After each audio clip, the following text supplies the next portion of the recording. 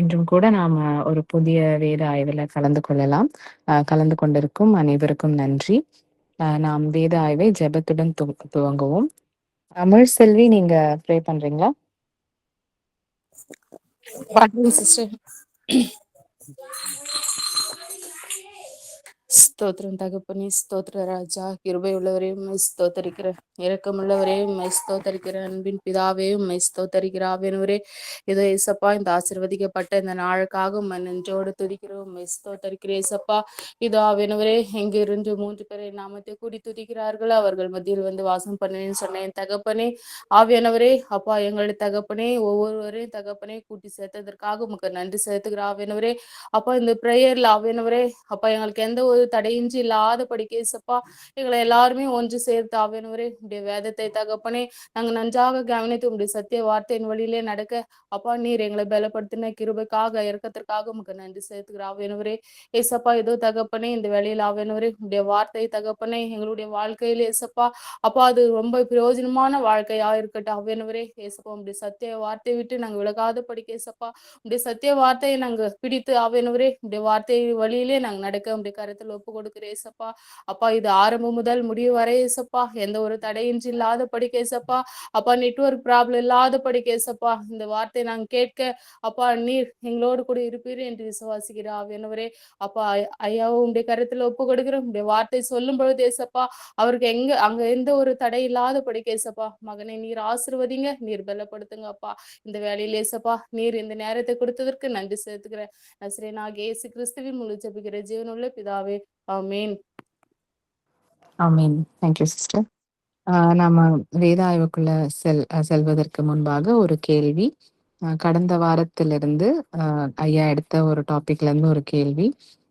கடந்த வாரம் ஐயா எந்த ஒரு கேரக்டர் பத்தி ஐயா எடுத்தாரு, அதனுடைய பொருள் என்ன, அந்த கேரக்டருடைய பொருள் ஆர் மீனிங் என்ன? தூதுவன் மல்கியா. கர்த்தருடைய தூதன். Thank you sister, thank you brother. Correct answer. ஐயா, நம்ம டிவோஷன் ஸ்டார்ட் பண்ணலாம்.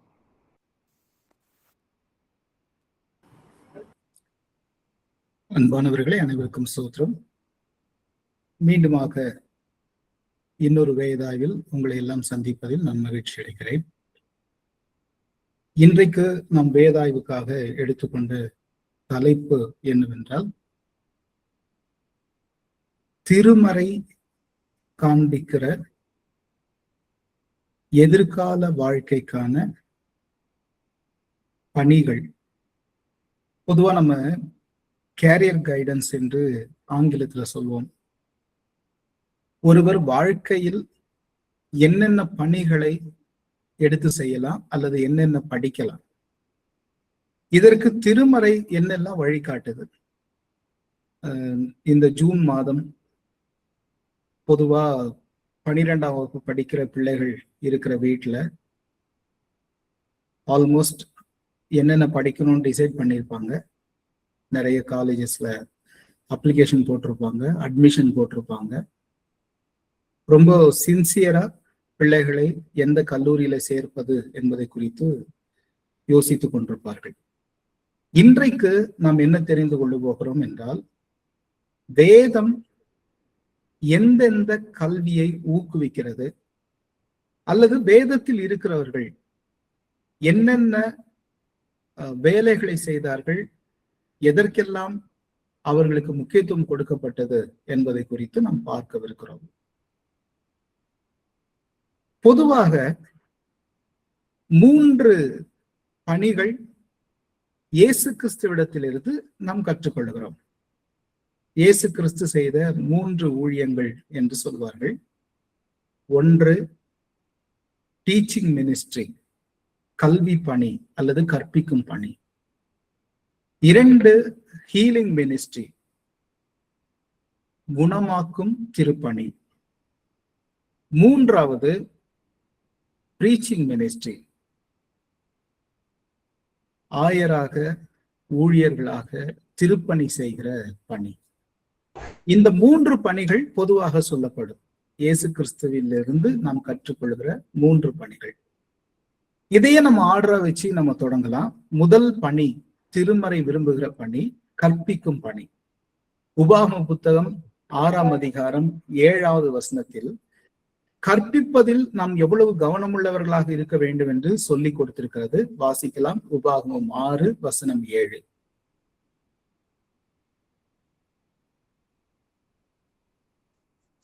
நீ அவைகளை உன் பிள்ளைகளுக்கு கருத்தாய் போதித்து, நீ உன் வீட்டில் உட்கார்ந்திருக்கும் போது, வழியில் நடக்கிற போதும், படுத்துக் கொள்கிற போதும், எழுந்திருக்கிற போதும் அவைகளை குறித்து பேசி. ஒரு பெற்றோர் கூட ஆசிரியராக இருக்க வேண்டும் என்று இந்த வேதம் சொல்லுகிறது. தன் பிள்ளைகளுக்கு வேதத்தை கருத்தாக கற்றுக் கொடுக்க வேண்டும் என்று சொல்லுகிறது. இயேசு கிறிஸ்து கூட ஆசிரியர் என்றுதான் போற்றப்பட்டார். இயேசு கிறிஸ்துவை போதகரே என்று அன்றைக்கு இருக்கிற மக்கள் அழைத்தார்கள். போதகர் என்று சொன்னால் ஆசிரியரே என்றுதான் பொருள். ரபி, ரபி என்றால் போதகர், போதகர் என்றால் ஆசிரியர். போதிக்கிறவரை போதகர் என்று அழைத்தார்கள். எனவே ஆசிரியர் என்பதுதான் அவரை மக்கள் அழைத்த பணி. எனவே ஆசிரியர்களாக, அது பள்ளிக்கூட ஆசிரியர்களோ கல்லூரி ஆசிரியர்களோ, ஆசிரியராக பணி செய்வதை திருமறை ஊக்குவிக்கிறது. ஏனென்றால் அது பிள்ளைகளை ஒரு உயர்ந்த அடைக்கலத்துக்கு கொண்டு போய் சேர்ப்பதற்கான வழிமுறையாக இருக்கிறது. அதே போல் வேதம் கற்பித்து தருகிற 2வது பணி ஹீலிங் மினிஸ்ட்ரி. இயேசு கிறிஸ்து எங்கெல்லாம் சென்று உபதேசித்தாரோ அங்கெல்லாம் குணமாக்கினார்.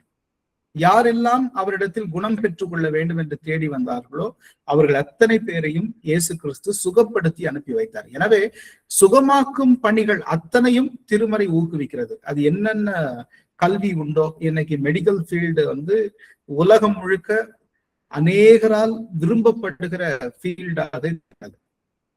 எத்தனை மருத்துவ கல்வி இருக்குதோ அத்தனையும் படிக்கலாம். கொலோசையர் 4ஆம் அதிகாரம் 14ஆம் வசனத்தை ஒருவர் வாசியுங்கள். கொலோசையர் 4 வசனம் 14.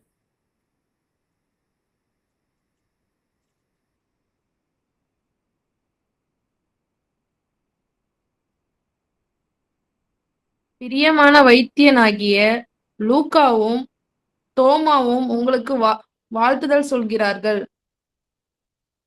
லூக்கா பிரியமான வைத்தியன் என்று அழைக்கப்படுகிறார். லூக்கா சுவிசேஷத்தை எழுதியவர் லூக்கா. லூக்கா பவுலோடு இணைந்து ஊழியம் செய்தவர். இந்த லூக்காவை பவுல் அறிமுகப்படுத்துகிறார், பிரியமான வைத்தியன். எனவே மருத்துவ திருப்பணி திருமறை விரும்புகிற பணியாக இருக்கிறது. அது திருமறையால் ஊக்குவிக்கப்படுகிறது. ஏனென்றால் பலவீனர்களை தாங்குகிற, சுயநமாயிருக்கிறவர்களுக்கு உதவி செய்கிற, சேவை செய்கிற பணியாக இருப்பதால், அன்பும் கருணையும் கொண்ட பணியாக இருப்பதால் மருத்துவ திருப்பணி வேதத்தால் ஊக்குவிக்கப்படுகிற பணியாக இருக்கிறது. 3வது ஆசிரியர் பணி, teaching ministry. Teaching ministry, breaching ministry. நம்ம முதல்லயே ஆசிரியர் பணி குறித்து பார்த்தோம். 3வதாக பிரீச்சிங் மினிஸ்ட்ரி. பிரீச்சிங் மினிஸ்ட்ரி என்று சொல்வது 3 வகையான பணிகளை உள்ளடக்கியது. ஒரு போதகராக அல்லது ஆயராக ஊழியக்காரராக இருக்கிறார் என்றால் அவர் 3 பணிகளை செய்ய வேண்டும். முதல் பணி, அவர் ஒரு ஆசிரியராக இருக்க வேண்டும். ஒரு திருச்சபைக்குள் குழந்தைகள் இருக்கிறார்கள், வாலிபர்கள் இருக்கிறார்கள், மாதர்கள் இருக்கிறார்கள், பெரியவர்கள் இருக்கிறார்கள், மூப்பர்கள் இருக்கிறார்கள், திருச்சபையின் பொறுப்பாளர்கள் இருக்கிறார்கள். எல்லாருக்கும் கற்பிக்கிற பொறுப்பு அவருக்கு தான் இருக்குது. அவர்கள் என்ன கல்வி வேணா படிச்சிருக்கலாம், ஆனா திருமறையை படிச்சிருக்க முடியாது. திருமறையின் உள்ளார்ந்த பொருளை புரிஞ்சிருக்க முடியாது. அதை கற்பிக்க வேண்டிய பொறுப்பு அந்த ஊழியக்காரனுக்கு இருக்கிறது. எனவே அவர் ஒரு ஆசிரியராக இருப்பார். பைபிள் ஸ்டடி எல்லாம் அவருடைய ஆசிரிய பணிகளில் ஒன்று. அதனாலதான் பைபிள் ஸ்டடி என்பது அக்காலகட்டங்களில் திருச்சபைகளில் ஊக்குவிக்கப்பட்டது. இன்னும் சொல்ல போனால் போதகராக வருகிறவர்களுக்கு ஆசிரியர் படிப்பு படித்திருந்தால் முன்னுரிமை வழங்கப்படும். அப்பெல்லாம் யாரெல்லாம் டீச்சர் ட்ரைனிங் படிக்கிறாங்களோ அவங்களதான் பைபிள் காலேஜுக்கு போக சொல்லுவாங்க. ஏனென்றால் அவர்களுக்கு அடிப்படையில் கற்பிக்கிற திறன் இருக்க வேண்டும். 2வது, அவர் ஒரு ஆலோசகராக இருக்க வேண்டும். கவுன்சிலிங் ஸ்கில் அவருக்கு இருக்கணும். அவரிடத்தில் வருகிறவர்களுக்கு ஆலோசனை சொல்லுகிறவராக. மக்கள் அநேக பிரச்சனைகளோடு வருவார்கள், வலிகளோடு வருவார்கள், விரக்தியோடு வருவார்கள், வேதனையோடு வருவார்கள், துன்பத்தோடு வருகிறார்கள். அந்த ஞாயிற்றுக்கிழமை ஆலயத்துக்கு வந்து திரும்பி போகும்போது அவர்கள் ஆறுதல் அடைந்தவர்களாக இருக்க வேண்டும். அவர்களுடைய பிரச்சனையை அன்றைக்கு போதகர் பேசி இருக்க வேண்டும். அதுதான் கவுன்சிலிங். இல்ல தனிப்பட்ட முறையில போதகரை வந்து சந்திக்கிறாங்க, தன்னுடைய பிரச்சனையை பேசுகிறார்கள் என்றால் அதற்கு சரியான ஆலோசனை வழங்குகிறவராக இருக்க வேண்டும், கவுன்சிலிங் இருக்க வேண்டும். மூன்றாவது, பிரீச்சிங் மினிஸ்ட்ரியில் ஜெபமும் தலைமைத்துவமும் இருக்க வேண்டும். அவர் தான் ஜெபிக்கிறவரா இருக்கணும். அதாவது ஆலயத்தில் ஆராதனையில் மட்டுமல்ல, தனிப்பட்ட ஜெபங்களில் கூட தன் திருச்சபையை நினைத்து ஜெபிக்கிறவராக இருக்க வேண்டும். தன் ஒட்டுமொத்த திருச்சபை மக்களையும் ஜபத்தில் வழிநடத்துகிறவராக இருக்க வேண்டும். பிரேயர் லீடர்ஷிப் இருக்கணும். ஜபத்தில் அவர் திருச்சபையை தாங்க வேண்டும், ஜபத்தில் திருச்சபையை வழிநடத்த வேண்டும். இது எல்லாம் உள்ளடக்கியதான் இந்த பிரீச்சிங் மினிஸ்ட்ரி. இந்த பிரீச்சிங் மினிஸ்ட்ரிக்கு இயேசு கிறிஸ்து வைக்கிற பெயர் யோவான் 10:11 வாசியங்கள். யோவான் 10:11.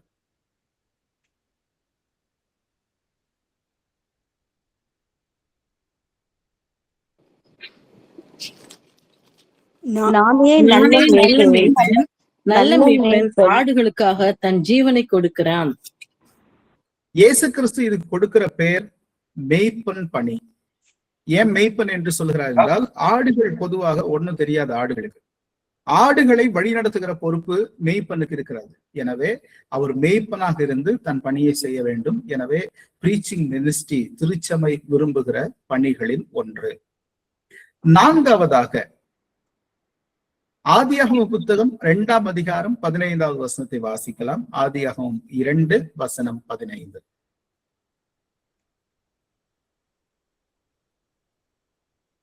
தேவனாகிய கர்த்தர் மனுஷனை ஏதேன் தோட்டத்தில் அழைத்து கொண்டு வந்து அதை பண்படுத்தவும் காக்கவும் வைத்தார்.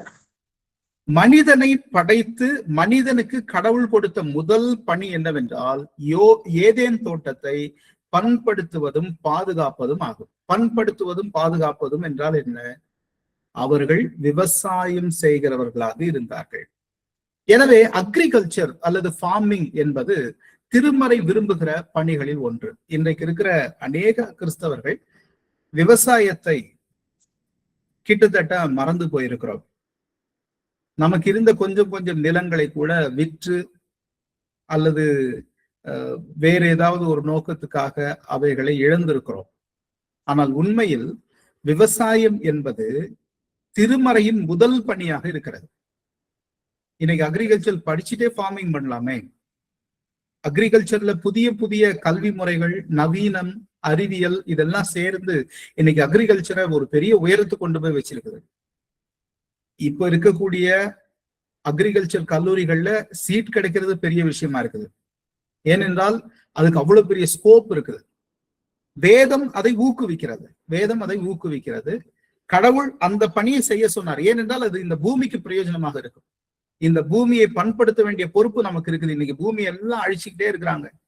குளோபல் வார்மிங் எதனால வருதுன்னா, பூமியை யாரும் பாதுகாக்கல, சரியா பராமரிக்கல. இந்த பூமியை நாம் சீர்கெடுத்து கொண்டிருக்கிறோம். பிளாஸ்டிக் இந்த பூமியினுடைய வெப்பத்தை அதிகரிக்கிறதுங்கிறாங்க, அது தேவையற்ற கழிவா இருக்குதுங்கிறாங்க, பூமியை சீர்கெடுக்குதுங்கிறாங்க. ஆனா பிளாஸ்டிக் இல்லாத இடமே இல்லை. எனவே வேதம் ஊக்கப்படுத்துகிற பணிகளில் ஒன்றாக விவசாயம் இருக்கிறது. ஆதியாகமம் 2ஆம் அதிகாரம் 15வது வசனம் அதை தெளிவாக சொல்லிக் கொடுக்கிறது. அது கடவுள் கொடுத்த முதல் பணி. அடுத்ததாக அப்போஸ்தலர் நடவடிக்கைகள் புத்தகம் 16ஆம் அதிகாரம் 14வது வசனத்தை வாசிக்கலாம். அப்போஸ்தலர் 16:14. அப்பொழுது தியத்தீரா ஊராளும் இரத்தாம்பரம் விற்கிறவரும் தேவனை வணங்குகிறவருமாகிய லீதியாள் என்னும் பேருள்ள ஒரு ஸ்திரீ கேட்டுக்கொண்டிருந்தாள். பவுல் சொல்லி அனுப்பினவைகளை கவனிக்கும்படி கர்த்தர் அவள் இருதயத்தை திறந்தருளினார். லீதியாள் என்கிற ஒரு பெண்மணி வியாபாரம் செய்கிற பெண்மணியாக இருந்தாள். பிசினஸ், பொதுவா பிசினஸ் என்பது கிறிஸ்தவர்கள் செய்யக்கூடாத பணி என்பது போல பல பேர் நம்ம யோசிக்கிறோம். அப்படி அல்ல.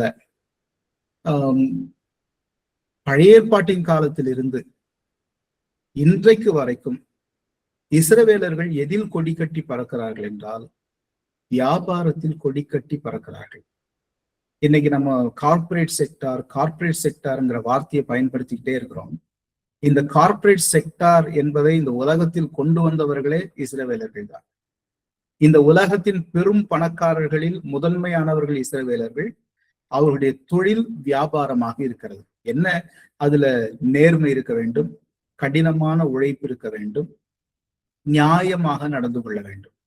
இவைகள் நிச்சயமாக கடைபிடிக்க வேண்டியவைகளாக இருக்க வேண்டும். அதை கடைபிடிக்கிற வியாபாரமாக இருக்க வேண்டும். இன்னைக்கு பிசினஸ் நம்ம பாக்குறோம், நிறைய பிசினஸ். எங்க நம்ம வீட்டை விட்டு வெளியே வந்தா சுற்றி பிசினஸ் தான் இருக்குது. ஆனா எத்தனை பேர் நியாயமாக, நேர்மையாக, தன்மையாக நடந்து கொள்கிறார்கள்? சில கடைகளுக்கு போய் வரும்போது நமக்கு வெறுப்பு தான் வருது. ஷாப்பிங் முடிச்சு வரும்போது எரிச்சலும் மனவேதனையும் தான் வருது. ஏன்னா நேர்மை இல்லை, தன்மையா ஹேண்டில் பண்றவங்க இல்லை, கடினமான உழைப்பு இல்லை, வேலையே செய்யாம உழைக்காமையே பணம் சம்பாரிச்சுக்கணுங்கிற நோக்கத்தோடயே பிசினஸ் பண்ற நிறைய பேரை பார்த்து நாமே ஒரு வெறுப்பு அடைஞ்சிருக்கிறோம். ஆனால் கர்த்தருடைய பிள்ளைகளுக்கு அந்த பணி கிடைக்குமானால் அதை நம்ம நேர்த்தியாக செய்து முடிக்க வேண்டிய பொறுப்பு நமக்கு இருக்கிறது. இந்த கடினமான உழைப்பு, நேர்மை, தன்மையோடு அணுகுதல்னா ஆங்கிலத்துல ஃபேர் டீலிங் அப்படின்னு சொல்லலாம்.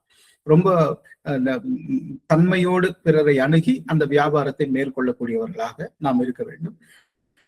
பழைய ஏற்பாட்டின் காலத்தில் வியாபாரம் என்பது அன்றைக்கு இருந்த கர்த்தருடைய பிள்ளைகளுடைய அடிப்படை தொழில்களில் ஒன்றாக இருந்தது. லீதியாள் மிகச்சிறந்த உதாரணம். அவள் இரத்தாம்பரம் இருக்கிறவர் என்றால் அந்த காலகட்டத்தில் செல்வந்தர்கள் மட்டுமே அணியக்கூடிய மெல்லிய வஸ்திரத்தை விற்கிறவளாக இருந்தாள். அது ரொம்ப காஸ்ட்லி ட்ரெஸ், அது பணக்காரர்கள் மட்டுமே அணிவார்கள், அதை விற்கிறவளாக இருந்தாள். அடுத்ததாக நாம் பார்ப்போமானால் ஆதியாகமம் 41 அதிகாரம் 39 முதல் 40 வரை வாசிக்கலாம். ஆதியாகமம் 41 வசனம் 39 முதல் 40 வரை. பின்பு பார்வோன் யோசேப்பை நோக்கி, தேவன் இவை எல்லாவற்றையும் உனக்கு வெளிப்படுத்தி இருக்கிறபடியால் உன்னை போல விவேகமும் ஞானமும் உள்ளவன் வேறொருவனும் இல்லை. நீ என் அரமனைக்கு அதிகாரியாய் இருப்பாய். உன் வாக்கின்படியே என் ஜனங்கள் எல்லாரும் அடங்கி நடக்க கடவர்கள். சிங்காசனத்தில் மாத்திரம் உன்னிலும் நான் பெரியவனாய் இருப்பேன் என்றான். பின்னும் பார்வோன் யோசேப்பை நோக்கி, இந்த வசனத்தில் பார்வோன் என்கிற அரசர் யோசேப்பு என்கிற இளைஞனை அரசாங்க அதிகாரியாக நியமிக்கிறார். எனவே இந்த வசனம் நமக்கு எதை கற்றுக் கொடுக்கிறது என்றால், அரசாங்க பணிகளில் நாம் கவனம் செலுத்த வேண்டும். இப்ப இன்னைக்கு நம்ம கூடியிருக்கிறவர்கள்ல நம்ம மொத்தமா எத்தனை பேர் கூடி இருக்கிறோமோ, ஒரு 32 பேர் நம்ம கூடி இருக்கிறோம். இந்த 32 பேரை 100% என்று எடுத்துக்கொள்வோமானால் இதுல எத்தனை % அரசாங்க பணியாளர்கள் இருக்கிறோம்? எனக்கு தெரிஞ்சு 1% இருக்கும், அவ்வளவுதான். மீதி யாரும் நாம் அரசாங்க பணியாளர்கள் அல்ல. அரசாங்க பணி என்பது திருமறை ஊக்குவிக்கிற பணி, கவர்மெண்ட் ஜாப். இன்னைக்கு இருக்கிற கிறிஸ்தவர்கள் அரசாங்க பணிகளை பற்றி கவலையே படுறதில்லை. ஏன்னா எல்லாத்துக்கும் போட்டி தேர்வு இருக்குது. அந்த போட்டி தேர்வுகளை எழுதுறதுக்கு கஷ்டப்பட்டுக்கிட்டு யாரும் கவர்மெண்ட் ஜாப் பக்கம் போறது இல்லை. இன்னொரு காரணம் என்ன சொல்லுவாங்கன்னா, கவர்மெண்ட் ஜாப் போனா சில நேரம் நாம் தவறு செய்யக்கூடியவர்களாக மாறுகிறோம் அப்படின்னு யோசிக்கிறாங்க. நாம ஏன் செய்யணும்? செய்ய வேண்டியது இல்லையே. முதல்ல இருந்து கடைசி வரைக்கும் நேர்மையா அந்த பணியை செஞ்சுட்டு வெளியே வருவோம். எத்தனை நெருக்கடிகள் வந்தாலும் சமாளிச்சுக்கலாம். நம்ம கேள்விப்பட்டிருப்போம், சகாயம் IAS அவர்கள் தன்னுடைய பணிக்காலம் முழுவதும் நேர்மைக்காக பாராட்டப்பட்டவர். கடைசி வரைக்கும் அப்படி நேர்மையா இருந்துட்டு வெளியே வர முடியும். எனவே அரசாங்க பணிகளில் நாம் கவனம் செலுத்த வேண்டும். நம்ம பிள்ளைகள் படிச்சிடுறாங்க, ஆனா கவர்மெண்ட் ஜாப்னா கஷ்டப்படுறாங்க. அரசாங்க வேலைக்கு முயற்சிகள் எடுக்கிறது, அது கடினமான பணி, கடினமான முயற்சிகளை எடுக்கணுங்கிறதுனால ஒதுங்கி போயிடுறாங்க. அந்த கடினமான முயற்சிகளை ஏன் எடுக்கக்கூடாது? 10ஆம் வகுப்பு படிச்சு பாஸ் பண்றதுக்கு இரவும் பகலும் படிக்கிற பிள்ளைகள், நல்ல மதிப்பெண்கள் எடுக்கிற நம்முடைய பிள்ளைகள், அதே போல 12ஆம் வகுப்பு தேர்ச்சி பெறுவதற்கு இரவும் பகலும் கஷ்டப்பட்டு படிச்சு தேர்ச்சி பெறுகிற பிள்ளைகள் அரசாங்க பணிக்கு போக சொன்னா போக மாட்டாங்க. காம்படிட்டிவ் எக்ஸாம்ஸ் எழுத சொன்னா எழுத மாட்டேங்கிறாங்க. ஏன்? ஒரு IAS ஆகணும்னு ஏன் யோசனை பண்றது இல்ல? யோசேப்பு அன்னைக்கு கிட்டத்தட்ட ஒரு IAS-க்கான கேடர்ல தான் இருந்தார். எனக்கு தெரிஞ்சு அதுக்கு மேலும் இருந்தார். அவ்வளவு பெரிய அரசாங்க பொறுப்பு யோசேப்புக்கு கொடுக்கப்பட்டது. அந்த பொறுப்புகள் நமக்கு கிடைக்குமானால் அது சந்தோஷத்தோடு பெற்றுக்கொள்வதற்கு தயாராக இருக்க வேண்டும். அதற்கு தன்னை தயார்படுத்திக் கொள்ள வேண்டும். என்னை பொறுத்த வரைக்கும் யோசேப்பை பற்றி நான் படிக்கும்போது கற்றுக்கொண்டது என்னவென்றால், இதெல்லாம் அவர் பின்னால் வருவதை முன்னால் அறிந்தே அவர் அதற்காக முயற்சி செய்து கொண்டே இருந்தார். உதாரணத்துக்கு சொல்லணும்னா, அவர் கனவு கண்டு சொல்லிட்டார்ல, நான் நிப்பேன், மீதி பேரெல்லாம் என்னை வணங்குவீர்கள்னு. அது நடக்கும்னு அவருக்கு தெரியும். அதற்காக அவர் காத்திருந்தார், அதற்கு தன்னை தயார்படுத்தி கொண்டே இருந்தார். அதற்கான வாய்ப்பு அவருக்கு தேடி வந்தது. எனவே நாம் தொடர்ந்து முயற்சித்துக் கொண்டே இருப்போமானால் அரசாங்க பணிகள் நம்மை தேடி வரும். அரசாங்க பணிகளுக்கான தேர்வுகளை எழுதுவதற்கு சோர்ந்து போகக்கூடாது. கஷ்டப்பட்டு படிச்சு அந்த பணிக்கு போறதுனால நமக்கும் நம்முடைய சந்ததிக்கும், ஏன் நம்முடைய திருச்சபைக்கும் திருப்பணிகளுக்கும் பயனுள்ளதா இருக்குமே. இன்னைக்கு ஊழியங்களை தாங்குகிறவர்கள் சந்தோஷமாய் தாங்க முடியறதே அரசாங்க பணியாளர்களால தானே. மற்ற மக்களால தாங்க முடியலையே, கஷ்டப்படுறாங்களே. ஏனென்றால் அவங்க சம்பாத்தியம் மிக குறைவா இருக்குது, ஊழியங்களுக்கு சப்போர்ட் பண்ண முடியறது இல்ல. அவங்க சம்பாதிக்கிறதே கொஞ்சம் நெஞ்சமா இருக்குது, அவங்களால ஊழியம் செய்யவும் முடியல, ஊழியங்களுக்கு சப்போர்ட் பண்ணவும் முடியல. ஆனா கவர்மெண்ட் ஜாப்ல இருக்கிறவங்க சந்தோஷமா தங்களால முடிஞ்சதை சப்போர்ட் பண்ண முடியுது. கர்த்தர் அந்த இடத்துல அவங்களை வச்சிருக்கிறார். திருச்சபை பணிகளை எடுத்து செய்கிற வாய்ப்பு அவங்களுக்கு கிடைக்குது. ஆனா இரவும் பகலும் போய் கஷ்டப்பட்டு எங்கேயோ பிரைவேட்ல ஒர்க் பண்றாங்க, கஷ்டப்படுறாங்க. அரசாங்க பணிகளை பற்றி கவலைப்படுறது இல்லை. ஒரு வைராக்கியம் வச்சு உழைக்கணும். இரவும் பகலும் படிச்சு அதுல வெற்றி பெறுவதை பற்றி யோசிச்சுக்கிட்டே இருக்கணும். யோசேப்பு இரவும் பகலும் அதற்காக உழைத்து காத்து கொண்டே இருந்தான். உங்களுக்கு எக்ஸாம்பிள் சொல்றேன். யோசேப்பு சிறையில் இருக்கும்போது அரசாங்கத்தில் பணி செய்து கொண்டிருந்த 2 பேர் சிறைக்கு வந்தாங்க. ஒருத்தன் குக்கு, தலைமை சமையல்காரர், இன்னொருத்தர் இவரு சர்வர், உணவு பரிமாறுகிறவர். இந்த 2 பேர் சிறைக்கு வராங்க. அந்த 2 பேர் சிறைக்கு வரும்போது அவங்க கனவுகளுக்கு விளக்கம் சொல்லும் போது அந்த பானப்பத்திரக்காரனுக்கு சொல்லுவார், நீ கண்டிப்பா விடுதலை ஆயிடுவ, ராஜா உனக்கு அந்த வேலையை கொடுத்துவார், நீ ராஜா கிட்ட போகும்போது என்னை பத்தி பேசணும்னு. அப்போ அரசரிடத்தில் தன் பெயர் போய் சேர வேண்டும்ங்கிறதுல கவனமா இருக்கிறார். எனக்கு அந்த தகுதி இருக்குது, அந்த வாய்ப்பை எனக்கு கடவுள் உண்டு பண்ணி கொடுப்பார், நான் அரசனிடத்தில் அறிமுகம் ஆக வேண்டும் என்பதிலேயே கவனமாக இருந்தார். ஒரு நாள் அது கிடைச்சிருச்சு. அதற்காக தன்னை ஆயத்தப்படுத்தி கொண்டே இருந்தார். எனவே அரசாங்க பணிகளை அடைவதில் நாம் கவனம் செலுத்தலாம். ஒரு டாக்டர் ஆனாலும் கவர்மெண்ட் ஜாப் பத்தி அதுக்கான எக்ஸாம்ஸ் எழுதுறதுல முயற்சி பண்ணணும். ஒரு நர்ஸ் ஆனாலும், இப்போ பிரைவேட் நர்சஸ் கூட அரசாங்க நர்ஸாக போறதுக்கான வாய்ப்பை அரசாங்கம் உண்டு பண்ணி கொடுக்குது. அதுக்கான எக்ஸாம்ஸ் நம்ம எழுதினா போதும். எனவே அரசு பணிகளை நாம் புறந்தள்ளி விடாமல் அதிலும் நாம் கவனம் செலுத்தக்கூடியவர்களாக இருக்க வேண்டும். அடுத்ததாக யாத்ராகம புத்தகம் 31ஆம் அதிகாரம் 1 முதல் 5 வரை வாசிக்கலாம். நிறைய வேலைகள் அங்க சொல்லப்பட்டிருக்குது. அப்படி வாசிக்க வாசிக்க அதை நம்ம பேசிக்கிட்டே போலாம். யாத்ராகமம் 31:1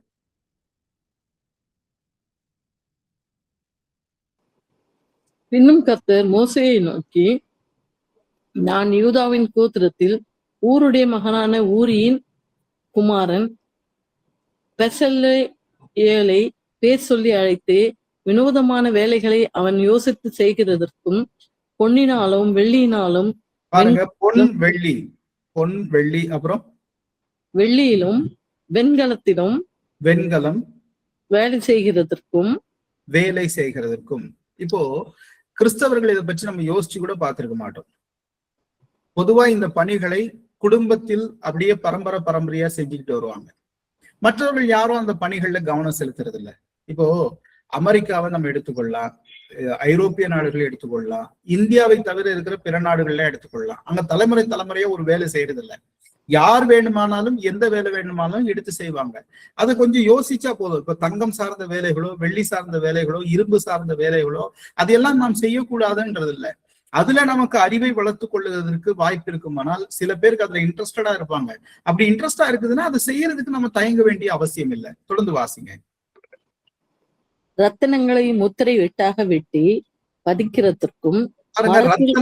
ரத்தினங்கள்னா நம்ம தெரியும், வைரமோ மற்ற அந்த ரத்தினங்களோ, அந்த ரத்தினங்களை வியாபாரம் செய்வதற்கும் அதை இழைக்கிறதற்கும் கூட நம்ம தெரிஞ்சு கொள்வதில்லை, தப்பு இல்லை. தொடர்ந்து வாசிங்க. மரத்தில் சித்திர வேலைகளை செய்கிறதுக்கும். மரம் சார்ந்த வேலைகள். இயேசு பிறப்பின் அடிப்படையில் அவருடைய குடும்பம் சார்ந்து தச்சு வேலை செய்கிறவராக தானே இருந்தார். அவங்க அப்பா ஒரு தச்சன் தானே, தச்சன் மகன் அல்லவா என்று தானே இயேசுவை அடையாளப்படுத்தினார்கள். எனவே இது போன்ற வேலைகளில் வாய்ப்புகள் இருக்குமானால், அதாவது இன்னைக்கு சில பேர் முட்டாள்தனமா சொல்லிட்டு இருக்கிறது போல படிக்காமையே இதுக்கெல்லாம் போகணும், அப்படி இல்லை. நம்ம படிக்கலாம், படிச்சு எந்த ஜாப் வேணாலும் போகலாம். இடையில இதெல்லாம் இன்ட்ரெஸ்டா இருந்தா எடுத்து செய்வதற்கு எந்த கவலையோ சங்கடமோ நாம் பட வேண்டியதில்லை. தொடர்ந்து வாசிங்க. மற்றும் சகலவித வேலைகளையும் ம், யூகித்து செய்கிறதற்கும் ம், வேண்டிய ஞானமும் புத்தியும் அறிவும் அவனுக்கு உண்டாக ம். அவனை தேவ ஆவியினால் நிரப்பினேன். இதெல்லாம் ஸ்பிரிச்சுவல் கிஃப்ட்ஸ்ங்கிறாரு கடவுள். இது ஆவியானவர் கொடுக்கிற ஆசீர்வாதம்ங்கிறாரு. பழங்காலத்துல சொல்லுவாங்கல்ல, கைத்தொழில் ஒன்றை கற்றுக்கொள், கவலை உனக்கிளை ஒத்துக்கள். அது படிக்க கூடாது, வெறும் தொழில் செய்யணுங்கிற பொருள் கிடையாது. நாம் படிக்கிறோம், படித்து எந்த வேலை வேண்டுமானாலும் செய்யலாம். எனக்கு பர்சனலா ஒரு இன்ட்ரெஸ்ட் இருக்கு கோல்டு பத்தி, ஒரு கோல்டு பிசினஸ் பத்தி அல்லது கோல்டு டாக்குமெண்ட்ஸ் பத்தி எனக்கு ஒரு ஐடியா இருக்குது, இதை பத்தின எனக்கு தெளிவு இருக்குது, நான் கண்டிப்பா இதை எடுத்து செய்யும் போது நான் அதுல ஜெயிக்க முடியும் அப்படிங்கிற ஒரு தேடலும் ஆர்வமும் அதை பற்றிய புரிதலும் இருந்தா அது செய்யக்கூடாதுன்னு இல்லை. அதே போல இந்த ரத்தினங்கள் சார்ந்த வேலைகளா இருக்கட்டும், மரம் சார்ந்த வேலைகளா இருக்கட்டும், ஒரு பர்னிச்சர் ஸ்டோர் வைக்கிறதுல எனக்கு பெரிய இன்ட்ரெஸ்ட் இருக்குதுன்னா தாராளமா செஞ்சுட்டு போயிடலாம். இதெல்லாம் ஸ்கில்டு ஜாப்ஸ். அதெல்லாம் கூட திருமறை என்பது ஒதுக்கல. அது கடவுள் ஆவியானவர் வழியாக கொடுக்கிற வரம். அதை பயன்படுத்திக்கிறதுக்கு நமக்கு வாய்ப்பு இருந்தால் தாராளமாக பயன்படுத்திக் கொள்ளலாம் என்று திருமறை சொல்லுகிறது. சங்கீதம் 96 வசனம் 1.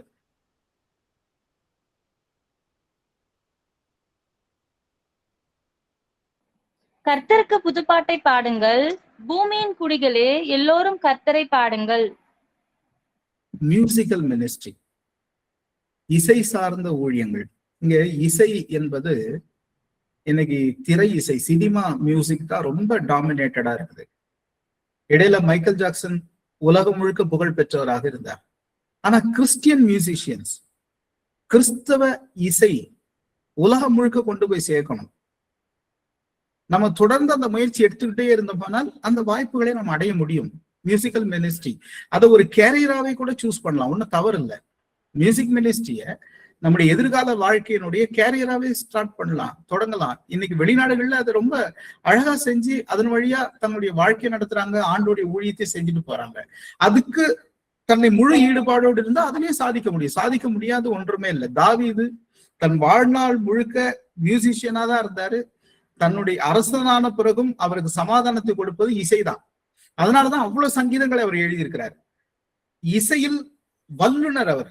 அவருக்கு எல்லா மியூசிக் இன்ஸ்ட்ருமெண்ட்ஸும் வாசிக்க தெரியும், அன்னைக்கு இருந்த ராகங்கள் தெரியும். அதனாலதான் அவர் எழுதுற ஒவ்வொரு பாட்டுக்கும் ராகம் கொடுக்கிறாரு, இசை குறிப்பு கொடுக்கிறாரு, இசை கருவியும் அவரே சொல்றாரு, இந்த கருவியில தான் வாசிக்கணும்ன்றாரு, இந்த ராகத்துலதான் பாடணுங்கிறாரு, ராக தலைவன் தான் பாடணுங்கிறாரு, ராக தலைவன் கொண்டு போய் கொடுக்குறாரு, நீதான் இந்த சாங்கை லீட் பண்ணணும்னு சொல்லி கொடுக்குறாரு. அந்த அளவுக்கு இசையில் அவர் வல்லுநராக இருந்தார். அந்த இசை அவருக்கு வேலை கொடுத்துச்சு. எத்தனை பேருக்கு தெரியும்? நீங்க வேதத்துல அந்த வசனத்தை கண்டுபிடிச்சிட்டு வாங்க. அடுத்த வாரத்துல தாவீதுக்கு ராஜா தன் அரண்மனையில் வந்து வாசிக்க சொன்னார். ஏற்கனவே கூட இதை பற்றி நாம் பேசியிருப்போம்னு நான் நினைக்கிறேன். எனக்கு ஞாபகம் இருக்கு. தாவீதுக்கு அரண்மனையில் இசை வாசிப்பதற்கு வேலை கொடுக்கப்பட்டது. அவர் போய் ராஜா பக்கத்துல வாசிக்கணும், சவுல் பக்கத்துல வாசிக்கணும். சவுல் எப்போதெல்லாம் சோர்ந்து போகிறானோ, சவுல் எப்போதெல்லாம் உடைந்து போகிறானோ அப்பெல்லாம் அந்த இசை வாசிக்கணும். அப்ப இசை மனிதர்களை ஆறுதல் படுத்துது. எல்லாரும் காலையில எழுதுதான் என்ன செய்யறோம்?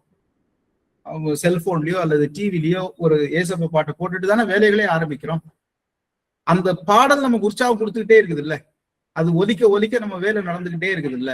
அப்ப இசை எவ்வளவு பெரிய ஆறுதல் பாருங்க, இசை எவ்வளவு பெரிய சமாதானத்தை உண்டாக்குது, இசை எத்தனை பேரை உற்சாகமா வேலை செய்யறதுக்கு உதவி செஞ்சுக்கிட்டே இருக்குது. எனவே இசையை நாம் நம்முடைய வாழ்க்கையில் ஒரு துறையாகவே தேர்ந்தெடுக்கலாமா என்றால் கண்டிப்பா தேர்ந்தெடுக்கலாம். ஆனால் அந்த இசை கர்த்தரை மகிமைப்படுத்தக்கூடியதாக இருக்க வேண்டும்.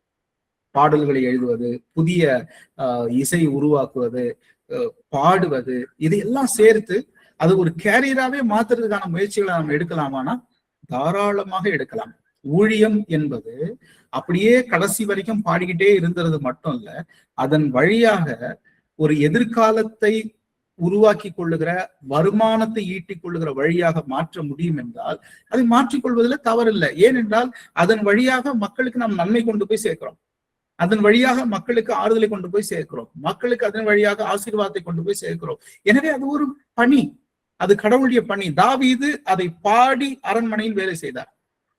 அடுத்த வாரம் வசனத்தை கண்டுபிடிச்சிட்டு வந்துருங்க.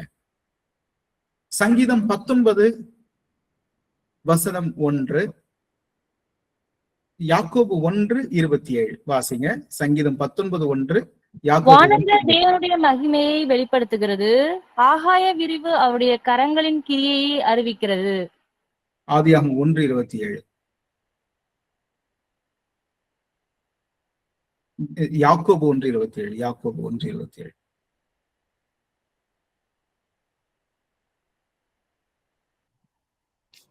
திக்கற்ற பிள்ளைகளும் விதவைகளும் படுகிற படுகிற உபத்திரவத்திலே உபத்திரத்திலே அவர்களை விசாரிக்கிறதற்கும் உலகத்தால் கரைப்படாதபடிக்கு தன்னை காத்து கொள்ளுகிறதுக்குமே பிதாவாகி தேவனுக்கு முன்பாக மாசில்லாத சுத்தமான பக்தியாயிருக்கிறது. இங்க 2 டிஃபரெண்ட் ஜாப்ஸ் இருக்குது.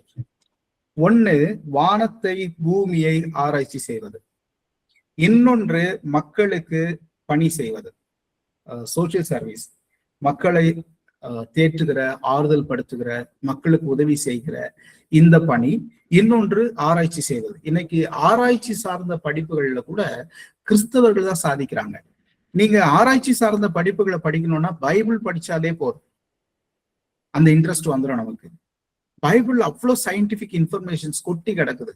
ஆனா அந்த கண்ணோட்டத்தோடு பைபிளை வாசிக்க தொடங்கணும், அந்த கண்ணோட்டத்தோடு வேதத்தை ஆய்வு செய்ய தொடங்கணும். அப்படி ஆய்வு செய்தால் வேதத்தில் ஏராளமான அறிவியல் குறிப்புகள் கொட்டி கிடக்குது. படிக்க படிக்க நமக்கு அது ஆர்வத்தை உண்டாக்கும். எனவே ஆய்வு சார்ந்த அல்லது அறிவியல் சார்ந்த வேலைகளை செய்வதற்கு நாம் தயாராக இருக்க வேண்டும். அதற்கு நம்மை தயார்படுத்திக் கொள்ள வேண்டும். புதிய புதிய உண்மைகளை கண்டுபிடிப்பதற்கும் நாம் தயாராக இருக்க வேண்டும். இன்னைக்கு நாசா தான் உலகத்தினுடைய மிகச்சிறந்த அறிவியல் ஆய்வு கூடமாக திகழ்கிறது. அதுல 90% பேர் கிறிஸ்தவர்கள் தானே இருக்கிறாங்க, கர்த்தருடைய பிள்ளைகள் தானே இருக்கிறாங்க. அதை சார்ந்து, அந்த பணிகள் சார்ந்து கூட நம்ம யோசிக்கலாம். திருமறை அதை ஊக்கப்படுத்துகிறது.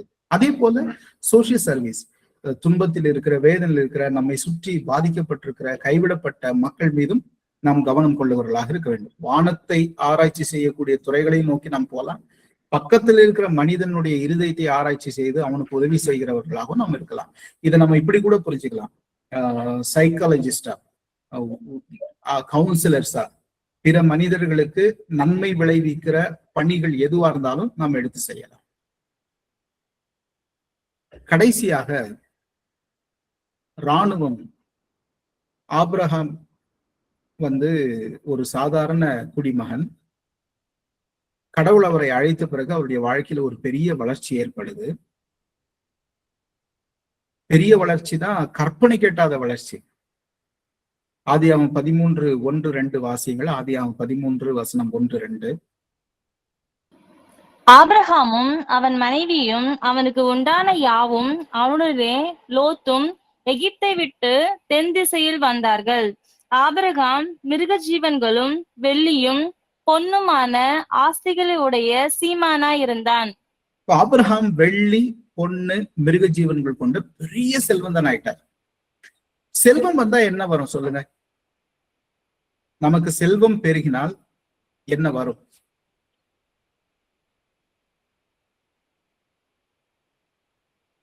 மரியாதை வரும், மற்றவர்கள் நம்மை தேடி வருவார்கள். நான் நெகட்டிவா கேட்கிறேன். செல்வம் வந்தால் என்ன வரும்? கர்வம் கர்வம் வரும். பெருமை. பெருமை. ஆபிரகாமுக்கு வரலன்னு வச்சுக்கலாம். ஆபிரகாமுக்கு வரல. கர்வமோ பெருமையோ ஆபிரகாமுக்கு வரல. நான் நெகட்டிவாங்கிறது அந்த மனுஷன் இல்ல, சுற்றி என்ன வரும், சுற்றி இருக்கிறவர்கள் எப்படி பார்ப்பார்கள்? இன்னும் எளிமைப்படுத்துற கேள்விய நாம பொறாமையாக பார்ப்பார்கள். அப்புறம்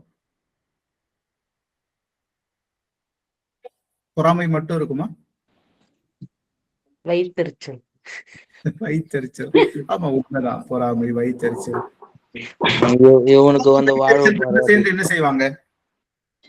அவனை தள்ளத்துக்கு பார்ப்பாங்க, தள்ள பார்ப்பார்கள். அப்போ தள்ள பார்க்கிறார்கள். இப்போ செல்வம், நம்ம செல்வம் சம்பாதிப்பது மட்டும் அல்ல, அதை சேர்த்தால் என்ன பிரச்சனை வருங்கிறதையும் யோசிக்கணும். அது சேர்த்தா அடுத்து என்ன பிரச்சனை வரும், அதை சேர்த்தா என்னென்ன ஆபத்துக்கள் வரும்.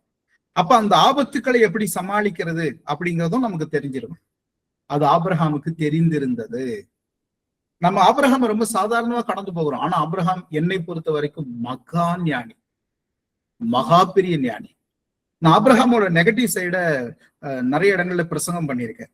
அவருடைய பாசிட்டிவ் சைடை நான் அதிகமா பிரசங்கம் பண்ணதில்லை. நெகட்டிவ் சைடு கேட்கறதுக்கு ரொம்ப இன்ட்ரெஸ்டிங்கா இருக்குங்கிறதுனால சில நேரம் பைபிள் ஸ்டடி பண்ணும்போது ஆபிரகாமுடைய இன்னொரு முகம் இருக்குது, அவருடைய நெகட்டிவ் சைடு. அதை நிறைய இடங்கள்ல பிரசங்கம் பண்ற வாய்ப்பு கிடைச்சிருக்குது, அதை பேசியிருக்கிறாரு. ஆனா ஆபிரகாமோட பாசிட்டிவ் சைடு ஒண்ணு இருக்குது, அது இன்னும் பயங்கரமானது. அவர் எந்த அளவுக்கு ஞானி, எதிர்காலத்தை கணிக்கிற புத்திசாலி, கடவுளோடு இருந்து தன்னை எப்படியெல்லாம் வளர்த்து கொண்டார், செல்வத்தில் எப்படி வளர்த்து கொண்டார், செல்வாக்கில் எப்படி வளர்த்து கொண்டார், இந்த உலகத்தில் தன்னுடைய குடும்பத்தை எப்படி கட்டமைத்தார், தன்னுடைய சந்ததிக்கு. ஏன்னா கடவுள் வானத்து நட்சத்திரங்களை போல உன் சந்ததியை பெருக பண்ணுவேன்ட்டாரு. அவ்வளவு பெரிய சந்ததியை எதிர்பார்த்துதான் அவருடைய வாழ்க்கை இருந்துச்சு. அவர் பெற்றெடுத்த ஈசாக்குக்காக அவர் வாழல, வானத்து நட்சத்திரங்களை போல சந்ததி வரும்னாரே, அந்த சந்ததியை எதிர்பார்த்து அவர் வாழ்ந்தார். உதாரணம் சொல்றேன், ஆதியாகமம் 14:14 வாசிங்க. தன் சகோதரன் சிறையாக கொண்டு போகப்பட்டதை ஆபிரகாம் கேள்விப்பட்ட போது அவன் தன் வீட்டிலே பிறந்த கைப்படிந்தவர்களாகிய 318 ஆட்களும் ஆயுதம் தரிப்பித்து, வீட்டில் இருக்கிற 318 பேருக்கு ஆயுதம் தரிப்பித்து ஆயுதம் தான் என்னும் ஊர் மட்டும் அவர்களை தொடர்ந்து ராக்காலத்திலே அவனும் அவன் வேலைக்காரரும் பிரிந்து பவிஞ்சுகளாய் அவர்கள் மேல் விழுந்து அவர்களை முறியடித்து தமஸ்குவுக்கு இடதுபுறமான ஓபா மட்டும் துரத்தி. போதுமா? ஆபிரகாமுடைய சகோதரனாகி லோத்து தனியா போயிட்டாரு. லோத்தும் ஒரு பெரிய செல்வந்தன். ஆபிரகாமுக்கும் லோத்துக்கும் என்ன வித்தியாசம் என்றால், ஆபிரகாம் இடத்தில் செல்வம் இருக்கிறது, பாதுகாப்பும் இருக்கிறது. லோத்திட்ட செல்வம் இருக்கிறது, பாதுகாப்பு இல்லை. இந்த ரெண்டு தான் ஆபிரகாம் கிட்ட நம்ம கவனித்து பார்க்க வேண்டியது. ஆபிரகாம் செல்வத்தில் கடவுள் தழைக்க செய்யும் போதே இந்த செல்வந்தனுக்கு என்னென்ன பிரச்சனை வருங்கிறத அவர் தெரிஞ்சு வச்சிருந்தார். அதற்கு ஏற்ற அளவுக்கு அவர் மனிதர்களை சம்பாதித்து வச்சிருந்தார். அத்தனை பேரு வேலைக்கு வைத்திருந்தார். 318 பேர் வேலை செய்யறாங்க. அவர்களுக்கு ஆயுதம் எது தெரியும், ஒரு பிரச்சனை வந்தால் எதிர்த்து நிற்க தெரியும், சரியான வார்த்தையில் சொல்ல வேண்டும் என்றால் அவர்களுக்கு யுத்தம் செய்ய தெரியும். எப்படி இவ்வளவு கரெக்டா சொல்றீங்க? நிச்சயமா அவர்களுக்கு யுத்தம் செய்ய தெரியுமானா ஆதியாகமம் 14:14 அதான் சொல்லுது. ஆபிரகாமை லோத்துவை எதிர்த்து வந்தது தேசத்தார். அந்த 14ஆம் அதிகாரம் நீங்க பொறுமையா வாசிச்சு பாருங்க. பல்வேறு தேசத்திலிருந்து லோத்து அப்படி சிறைப்பிடிச்சு வச்சுப்பாங்க. ஏன் லோத்தை சிறைப்பிடிச்சு வச்சுக்கிட்டாங்கன்னா, லோத்தை சிறைப்பிடிக்கணுங்கிறது அவங்க நோக்கம் இல்ல, லோத்தின் செல்வத்தை கொள்ளையடிக்கணும். இப்போ ஆபிரகாம் இந்த விஷயத்தை கேள்விப்பட்டதும் 318 பேரை கொண்டு போய் 2 குழுவா பிரிகிறாங்க. நீங்க யோசிச்சு பாருங்க, 3-4 தேசத்துடைய ராணுவ வீரர்கள் அங்க இருக்கிறாங்க. அந்த ராணுவ வீரர்களை முறியடிக்கிறதுக்கு வெறும் 318 பேர் தான். அந்த 318 பேரை வச்சு எப்படி முறியடிக்கிறாருன்னா, அவருக்கு போர் யுக்தி தெரிஞ்சிருக்குது. 2 குரூப்பா அவங்க பிரிகிறாங்க. பவிஞ்சு போல் பாய்ந்தார்கள் சொல்லப்பட்டிருக்குது. அது என்னன்னு எக்ஸாக்டா நமக்கு தெரியல. அது ஏதோ ஒரு போர் யுக்தி. அப்படி ஒரு போர் யுக்தியை பயன்படுத்தி அவங்கள மொத்தமா வீழ்த்திட்டாங்க. அப்போ ஆபிரகாம் கிட்ட ட்ரெயின்டு ஆர்மி ஃபோர்ஸ் இருந்துச்சு. அவர் வச்சிருந்தார், ஆபிரகாம் வச்சிருந்தார் ட்ரெயின்டு ஆர்மி ஃபோர்ஸ். அவங்க ப்ரொஃபஷனல் ராணுவ வீரர்களை எதிர்த்து ஜெயித்தார்கள். தோற்று போயிருந்தா அவங்க ப்ரொஃபஷனல் கிடையாது. ப்ரொஃபஷனலா ட்ரெயின் ஆகி வருகிற ஆர்மிய இவங்க ஜெயிச்சாங்க. அப்ப இவங்க இன்னும் எவ்வளவு அழகா ட்ரெயின் ஆயிருப்பாங்க, எவ்வளவு வெல் ட்ரெயின்டா இருப்பாங்க. இன்னைக்கு மிடில் ஈஸ்ட்ல யுத்தம் நடந்துகிட்டு இருக்குது. இந்த யுத்தத்தை பற்றி பொதுவா இந்த உலகத்தோட கருத்து என்னன்னா, ஈரானை அசைக்க முடியல. ஈரான் இஸ்ரேலுக்கு சவால் விடுது, அமெரிக்காவுக்கு சவால் விடுது, அப்படியே அடிச்சு நொறுக்குது இஸ்ரேல. அவங்க பயங்கரமா போர் பண்றாங்க அப்படிங்கிற ஒரு தகவல் இந்திய ஊடகங்கள்ல நம்ம கேட்டுக்கிட்டே இருக்கிறோம். அது உண்மையா அப்படின்னு நம்ம ஆய்வு செய்ய வேண்டியிருக்கு. ஏன் ஆய்வு செய்ய வேண்டி இருக்கிறது என்றால், அடி வாங்குறவன் ஏன் திருப்பி திருப்பி அடிச்சுக்கிட்டே இருக்கிறான்? இஸ்ரேல் நொறுக்கப்பட்டது, அடிக்கப்பட்டது, ஒழிக்கப்பட்டதுன்னா திரும்ப திரும்ப யுத்தத்தை தொடங்குறதே இஸ்ரேல் தானே. திரும்ப திரும்ப யுத்தத்தை தொடங்குறது அமெரிக்கா தானே. ஈரான் அமைதியாகும் போதெல்லாம் ஒரு குண்டு போட்டு போறாங்க அல்லது ஒரு அட்டாக் நடத்துறாங்க. என்னை பொறுத்த வரைக்கும் பாவம் ஈரானை பற்றி தவறான தகவல்கள் தான் இங்க பரப்பப்படுது. உண்மையில ஈரான் பல வகைகளில் தாக்கப்பட்டு கொண்டே இருக்குது. இராணுவம் என்பது காலங்காலமாக செல்வந்தர்களாலும் அரசாங்கங்களாலும் கட்டமைக்கப்பட்ட ஒன்று. இராணுவம் இல்லாத நாடுகளே இல்லை, இராணுவம் இல்லாத செல்வந்தர்களே இல்லை. இப்போ நவீனமா பவுன்சர்ஸ்ங்கிற வார்த்தையை பயன்படுத்துறாங்க. இப்போ பெரிய செல்வந்தர்கள் வரும்போது, நடிகர்கள் வரும்போது அவங்களை சுற்றி பவுன்சர்ஸ் வச்சுக்கிறாங்க. அவங்க வேலை என்ன? ப்ரொடெக்ஷன். ப்ரொடெக்ஷன்னா என்ன? தன்னை சுற்றி இருக்கிறவர்களை பாதுகாக்கிறது மட்டும் இல்ல, எதிரிகளை தாக்குறதும் சேர்த்துதான். ரெண்டும் செய்யறதுதான். அது கிட்டத்தட்ட ஒரு ஆர்மியோட ஒர்க். என்னாகும் 1:3 வாசிக்கலாம். என்னாகும் 1:3.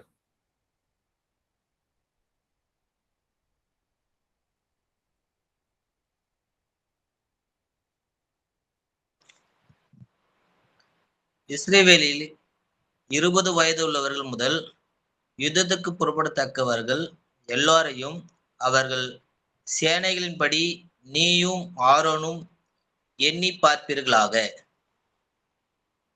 அங்க யுத்தத்துக்கு 20 வயசுல இருந்து ஆள் எடுக்கிறார் மோசஸ். ஏன்னா அவங்க அடிமைகளாவே இருந்துட்டாங்க, இராணுவமா கட்டமைக்கப்படல. அப்படி இராணுவமா கட்டமைக்கிற முயற்சியை மோசே எடுத்தார். இளைஞர்கள் எல்லாம் தெரிந்தெடுத்து அவர்களுக்கு போர் பயிற்சிகள் கொடுக்கப்பட்டு அவர்களை ஒரு ட்ரெயின்டு ஆர்மி போர்ஸா அவர் உருவாக்குனார். 1 சாமுவேல் 13:2 வாசிக்கலாம். 1 சாமுவேல் 13:2.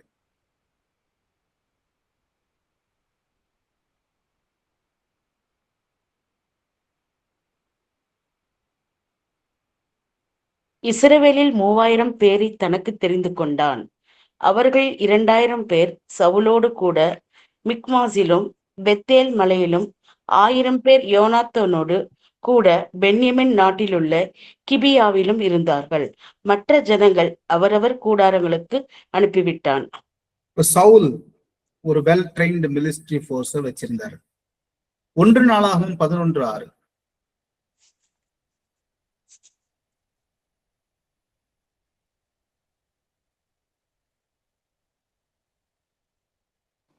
எபூசியரை முறியடிக்கிறதில் எவன் முந்தினவனாய் இருக்கிறானோ அவன் தலைவனும் சேனாதிபதியுமாய் இருப்பான் என்று தாவீது சொல்லியிருந்தான்.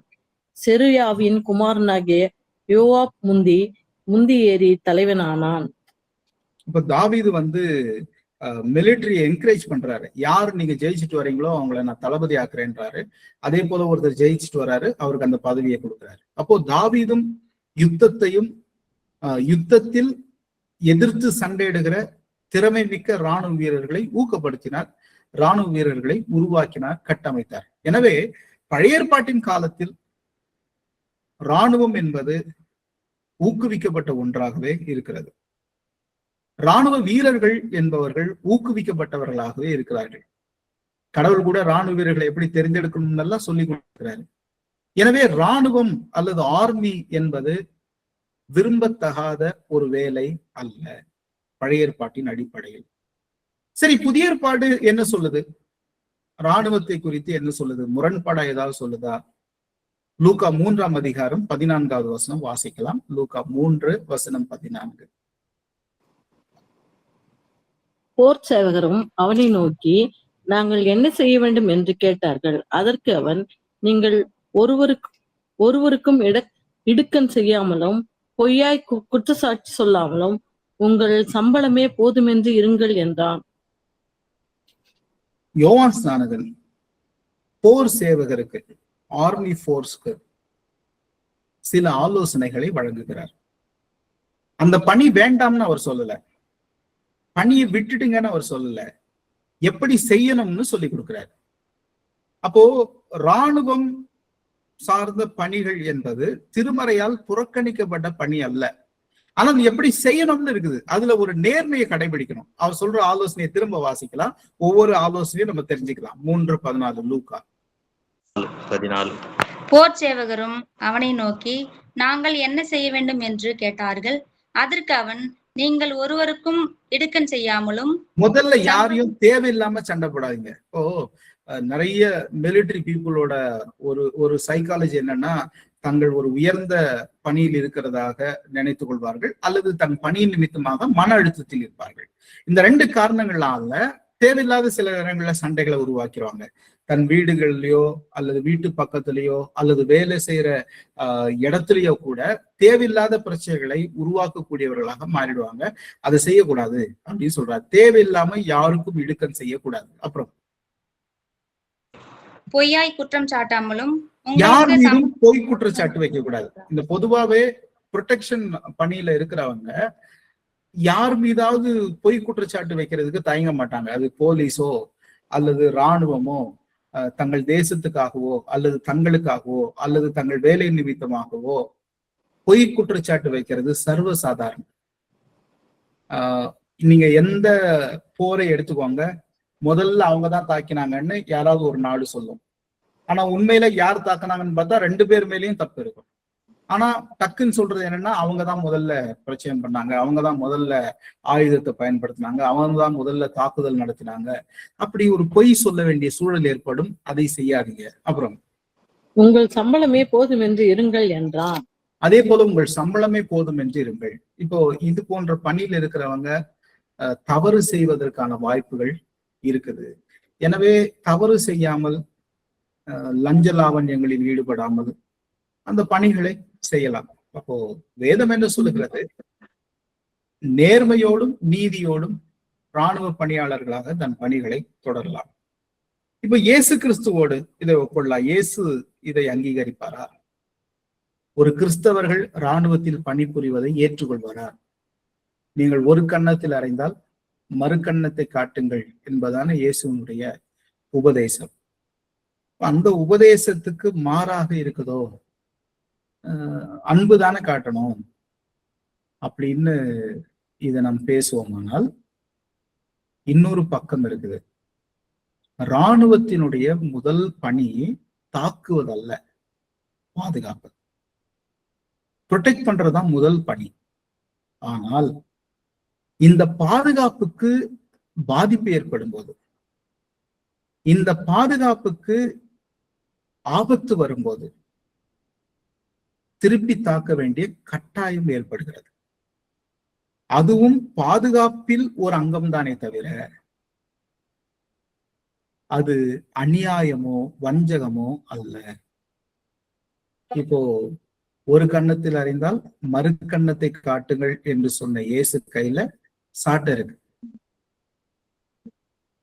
எருசலேம் தேவாலயத்துக்கு வெளியே இருக்கிறவங்களை அடிக்கிறார், கடைகளை கவிழ்த்து போடுறார், அந்த இடத்தில் ஒரு பெரும் கலவரத்தை ஏற்படுத்துகிறார். எதுக்காக? ஆத்துமாக்களை பாதுகாப்பதற்கு. உறவினத்தார் ஆலயத்துக்குள்ள விடல, பெண்களை ஆராதிக்கிறதுக்கு விடல, அந்த இடத்துல போய் கடை போட்டு வச்சிருக்காங்க. ஆலயத்தையே இந்த கடைக்காரர்கள் தான் கண்ட்ரோல் பண்றாங்க. அது தப்பு இல்லையா? அவங்க கிட்ட நம்ம போய் தன்மையா சொன்னா என்ன செய்வாங்க? ஐயா கடை போடாதீங்க, திருச்சபைக்கு இது ஒழுங்கு இல்லை, தயவு செஞ்சு அப்படி செய்யாதீங்கன்னா போவாங்களா? அங்க வன்முறையை கையில் எடுக்க வேண்டி இருக்குது. அது பிறருடைய நன்மைக்காக. அப்போ ஒரு தேசத்தின் நன்மைக்காக, ஒரு தேசத்தின் குடிமக்களின் நன்மைக்காக இந்த பணிகளை எடுத்து செய்யலாமானா செய்யலாம். ஆனால் கிறிஸ்தவர்களுக்கு ஒரு ஆலோசனை, உயர் பதவிகளை நோக்கி போறதுல கவனம் செலுத்த வேண்டுமே தவிர இந்த கடைநிலை இராணுவ வீரர்களாக போகிறது சில நேரம் தவறு செய்வதற்கு வித்திடும். அவங்களதான் விக்டிம் பயன்படுத்துவாங்க. அவங்கதான் இப்படி சொன்னதா சொல்லுவாங்க. அவங்களை கைப்பாவையாக மேலதிகாரிகள் பயன்படுத்தி கொள்வாங்க. எனவே அந்த பணியிலும் நேர்மையோடு இருக்கிற வாய்ப்பு இருக்குமானால், இது கத்தி மேல நிக்கிற மாதிரி உடனே இந்த கேரியரை சூஸ் பண்ணுங்கன்னு நான் சொல்லல, பைபிளும் சொல்லல, வேதத்திலும் நீங்கள் இராணுவ வீரர்களாக மாறுங்கள்னு சொல்லல. மீதி எல்லாம் சொல்லுது நீங்க இதை செய்யுங்க, இதை செய்யுங்க, இதை செய்யுங்கன்னு சொல்லல. ஆனா செஞ்சா இப்படி செய்யுங்கன்னு சொல்லுது. அதுதான் ரெண்டுக்கும் இருக்கிற வித்தியாசம். மற்ற வேலையெல்லாம் நீங்க பாருங்க, பைபிளே சொல்லுது இதை செய்யுங்கன்னு சொல்லுது. எங்கேயாவது நீ இராணுவத்தில் கிறிஸ்தவர்கள் இணைந்து பணி செய்ய வேண்டும்னு சொல்லுதானா? சொல்லல. செய்யக்கூடாதுன்னு சொல்லுதானா? இல்ல, சொல்லல. ஆனால் செய்தால் இப்படிதான் செய்யணும்னு சொல்லுது. அதுல உண்மையும் நேர்மை இருக்க வேண்டும். ஏனென்றால் அந்த பணி மக்களை ப்ரொடெக்ட் பண்ற பணி, ஒரு தேசத்தை பாதுகாக்கிற பணி. தேசத்தின் குடிமக்களை பாதுகாக்கிற பணி, ஆபத்து வராமல் பாதுகாக்கிற பணி. ஆனால் அதை உண்மையோடும் நேர்மையோடும் செய்வதில் கவனம் செலுத்த வேண்டும், இல்லைன்னா செய்ய வேண்டாம் என்று சொல்லுது. எனவே இத்தனை பணிகளை வேதாகமும் நமக்கு முன்வைக்கிறது.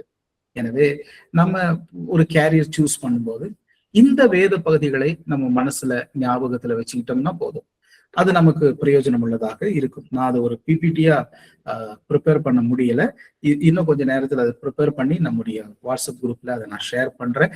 நீங்க அதை பார்த்து இன்னொரு முறை கூட ஒவ்வொரு துறையாக உங்களுடைய சிந்தனையின் அடிப்படையில் இன்னொரு வேதாய்வு கூட நீங்களே செய்து அதை இன்னும் புரிந்து கொள்வதற்கு உங்களுக்கு பிரயோஜனமாக இருக்கும். எனவே இதுதான் நம்முடைய எதிர்கால வாழ்க்கையில் நாம் தெரிந்தெடுக்க வேண்டிய அல்லது நாம் பின்பற்ற வேண்டிய துறைகளாக நமக்கு திருமறை கற்பித்து தருகிறது. எதுவும் கேள்விகள் சந்தேகங்கள் இருந்தால் ஒரு சில நிமிடங்களில் நாம் பயன்படுத்திக் கொள்ளலாம்.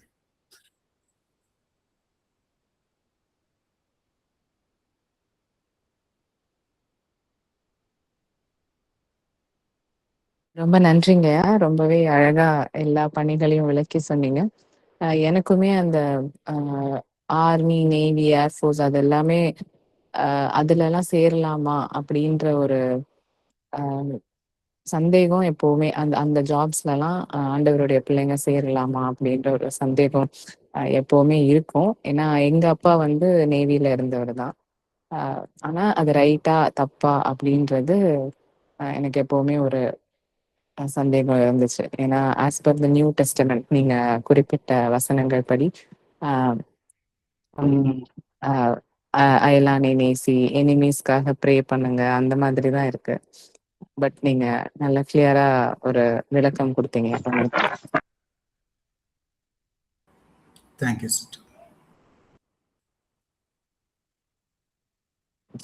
வேற யாருக்கும் எதுவும் கேள்விகள், சந்தேகங்கள் இருக்கா?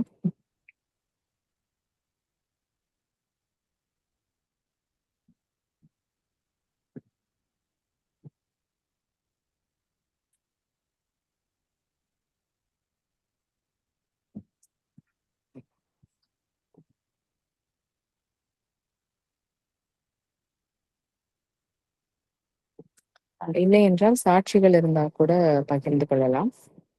எனக்கு ஒரே ஒரு டவுட். இப்போ ஒருத்தங்க வந்து ஏதோ ஒரு ப்ரொஃபஷன் பண்ணிட்டு இருக்கிறாங்க. பட் வந்து இப்ப பாடல் பாடுறது வந்து ஒரு ஊழியமா செய்யறாங்க. அப்ப அந்த பாட்டு பாடுறதுக்கு போறதுக்கு அந்த காசு வாங்குறது சரியா? அது ஊழியம்னு பண்ணும் போது அது காசு வாங்கலாமா? அது செய்யற அந்த நபரை பொறுத்ததுங்க. சில நேரம் நம்ம 2 வகையான ஊழியக்காரர்கள் இருக்கிறாங்க. ரொம்ப கஷ்டப்படுற பின்னணியிலிருந்து வந்திருக்கிறாங்க. அவங்க இந்த பாடுறதன் வழியா ஒரு சின்ன காணிக்கை கிடைக்குமானால் அது அவங்க ஃபேமிலிக்கு பிரயோஜனமா இருக்கும், அப்படி சந்தோஷமா தாராளமா வாங்கிக்கலாம். ஆனா அதே நபர் இல்ல, நான் வந்து நல்லா இருக்கிறேன், கடவுள் என்ன நல்லா ஆசீர்வச்சிக்கிறாரு, எனக்கு தேவையான அளவுக்கு பொருளாதாரம் இருக்குது, இதை நான் ஊழியமா செஞ்சுட்டு போயிடுறேன், எதிர்பார்ப்பு இல்லாத ஊழியமா செஞ்சுட்டு போயிடுறேன், நான் எதையும் எதிர்பார்த்து போல அப்படின்னு செய்யறதும் அது அவருடைய தனிப்பட்ட விருப்பமாக இருக்குது.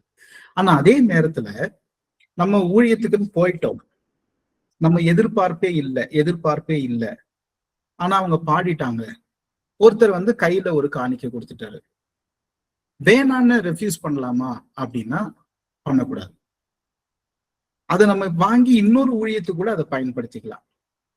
ஏன்னா நம்ம திரும்ப வேண்டாம்னு சொல்லும் போது, எனக்கு ஒரு மூத்த போதகர் கொடுத்த ஆலோசனை, ஒரு போதகராவோ ஊழியக்காரனாவோ போகும்போது ஒருத்தர் காணிக்கை கொடுக்குறாங்க, அந்த காணிக்கை சின்னதோ பெருசோ, அது உனக்கு தேவையோ தேவையில்லையோ, ஆனா சந்தோஷமா வாங்கிக்கணும். ஏனென்றால் நீ வேண்டான்னு சொல்லிட்ட, ஆனா அது தேவைப்படுற ஒரு ஊழியக்காரர் வராரு, அவருக்கு அவங்க கொடுக்காம போயிட்டா என்ன செய்யறது? அந்த பாஸ்ட் வாங்கல, இந்த பாஸ்டும் எதிர்பார்க்க மாட்டாருன்னு நினைச்சிட்டா என்ன செய்யறது? அது ரொம்ப ரொம்ப தவறானது. காணிக்கைங்கிறத அக்செப்ட் பண்ண சொல்லிதான் கடவுள் சொல்லி கொடுத்திருக்கிறாரு. நீங்க போகும்போது ஒரு வீட்டில் உங்களை ஏற்றுக்கொண்டால், அவர்கள் உங்களுக்கு உணவளித்தால், நீங்க சந்தோஷமா சாப்பிட்டுட்டு சந்தோஷமா தங்கிட்டு அந்த குடும்பத்தை வாழ்த்தி விட்டு செல்லுங்கள் அப்படின்னு சொன்னாரு. அப்போ ஊழியத்தை செய்கிறவர்களுக்கு காணிக்கை ஒருவர் கொடுக்கும் போது அதை மறுக்க வேண்டிய அவசியம் இல்லை. கொடுக்கவே இல்லைன்னா நோ ப்ராப்ளம், அது பிரச்சனையே இல்லை, நம்ம பாட்டுக்கு வந்துட போறோம். கொடுத்துட்டா அதை மறுக்கலாமான்னா மறுக்க கூடாது. ஏன் இதை நம்ம ஞாபகம் வச்சுக்கலாம், இன்னொரு ஊழியக்காரர் வரும்போது அவருக்கு அது தேவையா இருக்கும்போது அவங்க கொடுக்காம விட்டுற கூடாது. எனவே அந்த கவனத்தில் நம்ம அவங்களா கொடுத்துட்டா அதை மறுக்க வேண்டியது இல்லை, சந்தோஷமா ஏற்றுக்கொள்ளலாம். இல்லைன்னா அதை சொல்லிட்டே சொல்லலாம். கண்டிப்பா வேணாம் மனசுக்கு ஒரு மாதிரி சங்கடமா இருக்குது, இது நான் மினிஸ்ட்ரியா தான் செய்யறேன் அப்படின்னு நினைச்சா நம்ம என்ன சொல்லிடலாம், இதை பாருங்க என் கூட இவர் வந்துக்கிறாரு, இவர் உண்மையா ரொம்ப கஷ்டப்படுறாரு, கடவுள் என்ன ஆசீர்வதிச்சுக்கிறாரு, இது நான் எதிர்பார்ப்பு இல்லாம செய்யணும்னு முடிவு பண்ணிட்டேன், ஆனா இவர் கஷ்டப்படுறாரு, இந்த காணிக்கையை அப்படியே உங்க கையில அவர் கையில கொடுத்துருங்க அப்படின்னு சொல்லலாம். ஆனா அதை எந்த விதத்திலும் விட்டுட்டு மட்டும் வந்துடக்கூடாது அவங்களா கொடுக்கும்போது. கடவுளின் அன்பு, பரிசுத்த ஆவின் ஐக்கியம், வழிநடத்துதல், அளவில்லாத ஆசீர்வாதங்கள் நாம் கேட்ட இறை வார்த்தைகளோடும் நம்முடைய ஜெப விண்ணப்பங்களோடும் கூடி வந்து இறை வார்த்தையை கேட்டு நம் ஒவ்வொருவரோடும் நம் குடும்பங்களோடும் என்றும் என்றும் சதா காலங்களிலும் தங்கி தரித்திருந்து ஆசீர்வதித்து நம் விண்ணப்பங்களை நிறைவேற்றி தந்து காப்பாராக. ஆமென். என் ஆத்துமாவே கர்த்தரை ஸ்தோத்தரி, என் முழு உள்ளமே அவருடைய பரிசுத்த நாமத்தை ஸ்தோத்தரி. என் ஆத்துமாவே கர்த்தரை ஸ்தோத்தரி, கர்த்தர் செய்த சகல உபகாரங்களையும் மறவாதே. ஆமென். ஆமென்.